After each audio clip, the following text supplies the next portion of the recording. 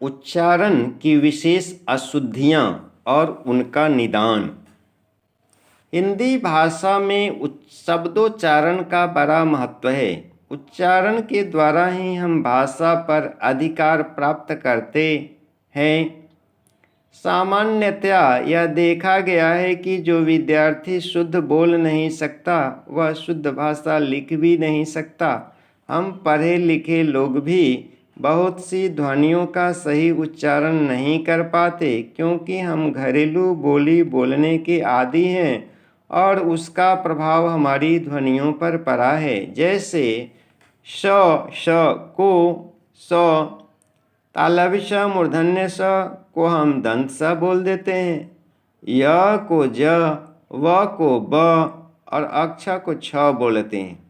गलत उच्चारण के कारण ही वर्तनी स्पेलिंग भी अशुद्ध होती है और शुद्ध उच्चारण करने वाले ही शुद्ध लिख सकते हैं। सामान्यतः हिंदी में हम जैसा बोलते हैं वैसा ही लिखते हैं और जैसा लिखते हैं वैसा पढ़ते हैं। वस्तुतः उच्चारण और वर्तनी स्पेलिंग के बीच अटूट संबंध है।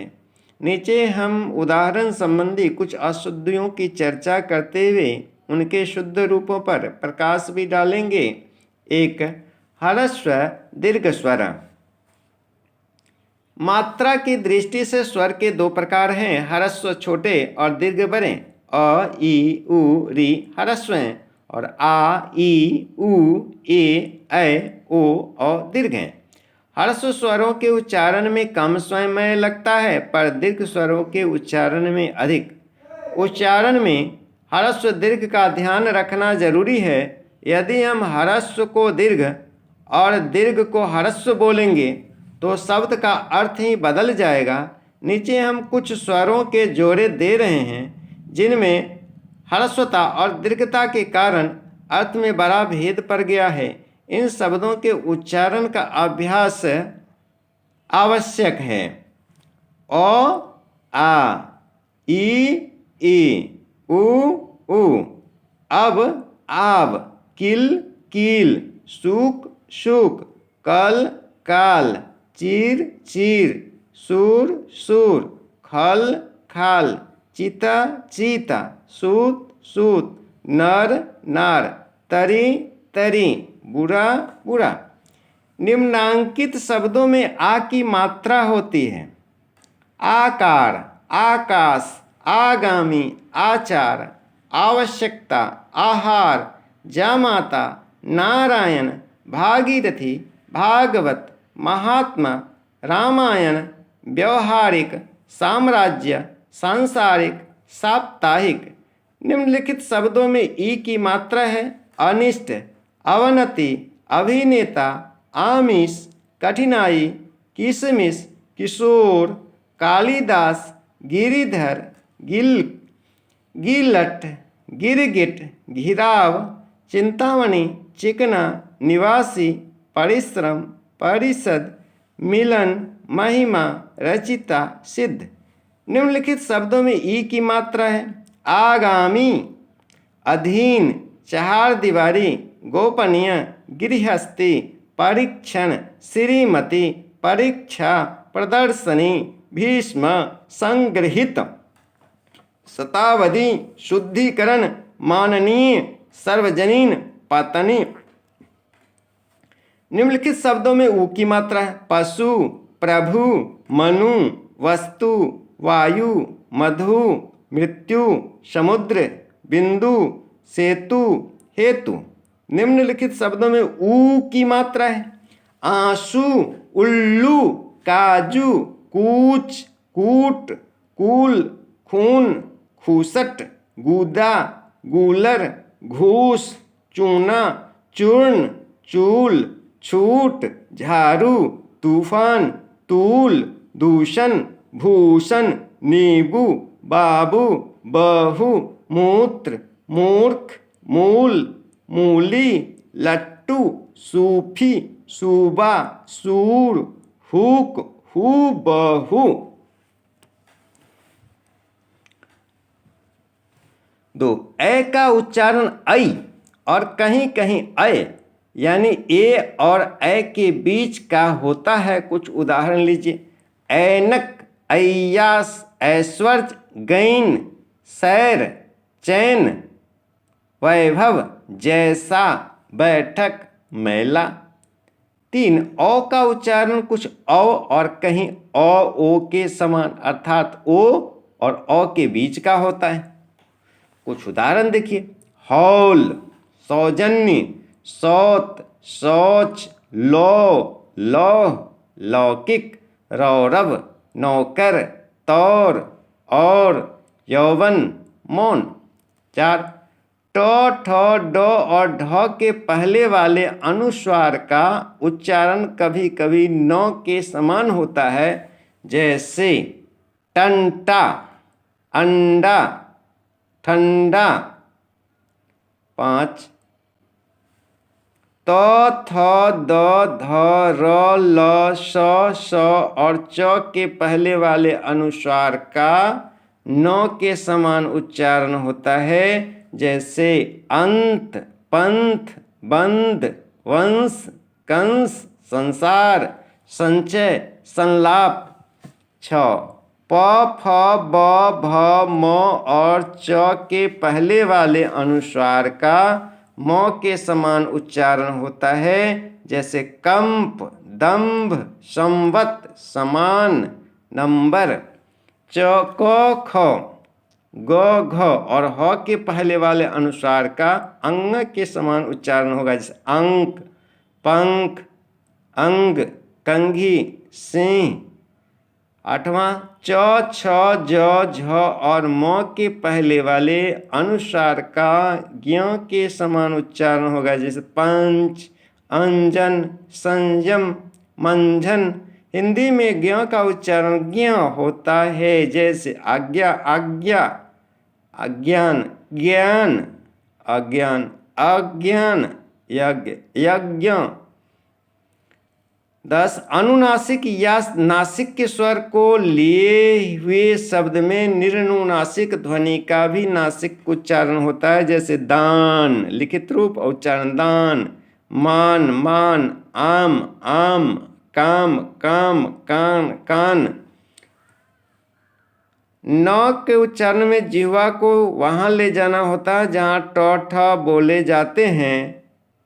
इसका उच्चारण र से मिलता है, पर भेद यह है कि जहाँ र में अनुनासिकता अलग होकर पूर्ववर्ती स्वर के साथ जुड़ जाती है, वहाँ न में अनुनासिकता लगातार व्यंजन के साथ लगी रहती है। प्राण, शरण, भाषण आदि शब्दों में न की अनुनासिकता अंत तक सुनाई पड़ती है, न केवल तत्सम शब्दों में प्रयुक्त होता है, तद्भव शब्दों में नहीं। उद्धरण, कंकण, कण, कारण, कोण, क्षण, गुण, चरण, दर्पण, परिणाम, पुराण, भाषण, वाण, बाण, मिश्रण, मरण, रावण, वीणा, व्याकरण, स्मरण, हरण। और 12, व और ब वर्णों के उच्चारण भेद को न जानने के कारण प्रायः लोग व के स्थान पर ब और ब के स्थान पर व बोलते हैं। ऊपर वाले दांतों के बाहरी हिस्से को जब निचले होठ का भीतरी भाग स्पर्श करता है तब व की ध्वनि निकलती है, पर ब का उच्चारण दोनों होठों के जुड़ने पर होता है। गलत उच्चारण के कारण गलत लिखते भी हैं और जिसके कारण अर्थ बदल जाता है, जैसे वात, बात, वाद, बाद, जव, जब, तव, तब, वास, बास, वाम, बाम, वाली, बाली, वली, बली, वासी, बासी, वाह्य, बाह्य। हिंदी शब्दों के अंत में और हिंदी संस्कृत शब्दों के संयुक्त व्यंजनों में व के उच्चारण में होठ दांतों को स्पर्श नहीं करता, जैसे जीव, गांव, विश्वास, उच्छ्वास, स्वामी इत्यादि। 13, श, श और स। तालव्य शब्द के उच्चारण में जिह्वा तालु का, मूर्धन्य स के उच्चारण में जिह्वा मूर्धा का, मुख के अंदर का ऊपरी भाग का, और स के उच्चारण में जिह्वा दंत का स्पर्श करती है। पर हिंदी बोलने वाले तालव्य स मूर्धन्य स का उच्चारण एक सा करते हैं। स मूर्धन्य स केवल संस्कृत शब्दों में प्रयुक्त होता है। दंत स तत्सम शब्दों के अतिरिक्त अंग्रेजी और फारसी शब्दों में आता है। स सब में आता है, दंत स सब में आता है, यह सभी प्रकार के शब्दों में प्रयुक्त होता है और इसके उच्चारण भेद का अभ्यास करना आवश्यक है। तालव्य स से युक्त कुछ शब्द हैं शंका, शक्ति, शत, शाक, शिक्षा, शिखर, शाखा, शांति, शस्त्र, शिव, शीत, शोध, शोभा, श्याम, श्लेष, श्वेत, श्वास, शायर, शिकन, शरबत, शिकार। मूर्धन्य स से कुछ शब्द हैं जैसे निषाद, विषाद, दोष, राष्ट्र, भीष्म, मनुष्य, इष्ट, कषाय, वर्षा, भाषा, पौष, अभिषेक, अनुष्ठान, चषक, भीष्म, उष्मा, पुष्प, षटकोण, पुरुष, पौरुष, काष्ठ, संतोष, कोश, द्वेष, भूषण। दंत स से युक्त कुछ शब्द हैं सभ्य, सभा, संध्या, संधि, समास, सत्य, साधन, संग, सनातन, सदस्य, सुंदर, स्वामी, स्वर्ग, स्वर, संवाद, सद्गुरु, सुधार, समुद्र, स्वाधीन, सियार, सूली, सांवला, सावधान। उच्चारण संबंधी दोषों को दूर करने के लिए पठन पाठन और अभ्यास की आवश्यकता है। शुद्धोच्चारण का अभ्यास विद्यालय में कराया जाना चाहिए। यह कार्य इस प्रकार किया जा सकता है। 1. पहले अध्यापक स्वयं शुद्ध उच्चारण प्रणाली अपनाकर किसी पाठ को पढ़े ताकि विद्यार्थियों को शुद्ध उच्चारण सुनने का अवसर प्राप्त हो। इससे विद्यार्थी शुद्ध बोलना सीखेंगे। 2. विद्यार्थियों से भी शुद्ध पाठ करने का अभ्यास कराना चाहिए। यदि किसी कठिन शब्द के उच्चारण में गलती होती है तो अध्यापक का कार्य है कि वह उसे शुद्ध बोलकर अभ्यास कराए। पहले एक एक विद्यार्थी से सही उच्चारण का अभ्यास कराकर बाद में सामूहिक रूप से कराना चाहिए। 4. यदि कोई विद्यार्थी बार बार उच्चारण संबंधी गलती करता है तो उसे उच्चारण स्थान दिखाकर बताया जाए कि उस वर्ण का उच्चारण कैसे किया जाता है। 5. जिन शब्दों के उच्चारण में विद्यार्थियों से गलती होने की संभावना हो उन शब्दों की एक सूची बनाकर विद्यार्थियों के सामने रख देनी चाहिए। 6. समय समय पर शुद्ध बोलने वाले वक्ताओं के भाषण भी उन्हें सुनवाने चाहिए ताकि वे स्वाभाविक रूप से शुद्ध उच्चारण ग्रहण कर सकें। 7. अध्यापक को इस बात का विशेष ध्यान रखना चाहिए कि उच्चारण संबंधी शुद्धता पूरे शब्द की होनी चाहिए, केवल अशुद्ध अंश की ही नहीं।